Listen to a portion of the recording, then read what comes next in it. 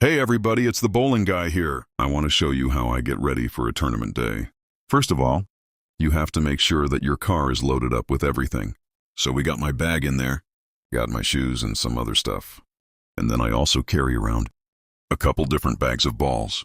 This one has 2 balls in it right now. The other one has 3 balls in it. You never know what kind of lanes they might be on. Then when I arrive at the bowling center, it's time to unload everything out of the car. Got my bag full of clothes, my ball bag, which contains my shoes as well. Now, this particular bowling center is actually an old-school bowling center. It still uses wooden lane boards.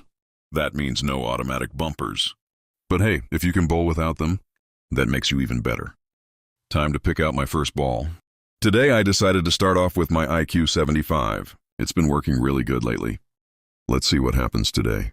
Always important before you go. That would be IQ 78 urethane ball. Don't just jump straight onto the lanes. Make sure you do a few stretches beforehand. Get those muscles warmed up. A lot of people don't realize how much work goes into getting ready for a tournament day. It takes a long time. You got to stretch, you got to practice.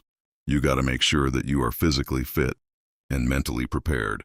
All right, let's try throwing a few shots down the lane with our first ball. As you can see, I am using the AMF pin setter. They use these pretty frequently in most tournaments nowadays. These things were made back in the 1970s, when I was growing up. They used to be found in every single bowling alley.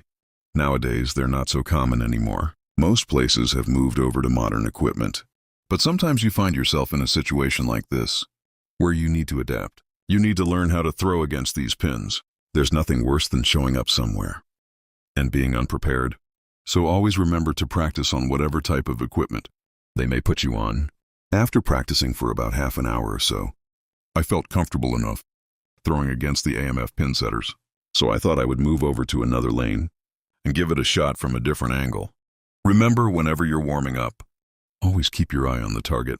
Focus on where you want the ball to land. Try to visualize exactly where you want it to hit. If you focus too hard on the end result, then you won't pay attention to the process. Just take each step at a time. Think about your form. Think about your technique. Think about your timing. Once again, I moved over to another lane, just because I wanted to test myself from a different perspective. Sometimes you'll notice that your body will react differently, depending on where you stand. For example, maybe you feel more comfortable standing further away or closer towards the gutter. Maybe you prefer to turn your hips sooner or later during your approach. Whatever works best for you, make sure you stick with it.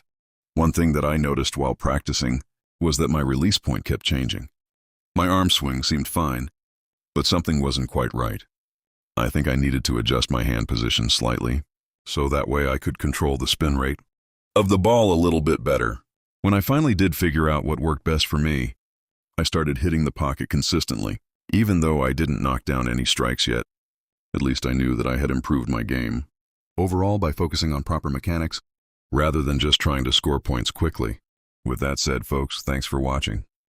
Please leave comments below if you enjoyed this video and learned anything new. Also check out my YouTube channel, where I post longer videos about bowling tips and tricks along with behind-the-scenes footage from tournaments, like this one. This video is kind of a different kind of one. I took CapCut's AI script writing and voiceover and let it take a look at the video that Chris and I shot the other day. Took segments out and said, okay, here you go, AI, have at it.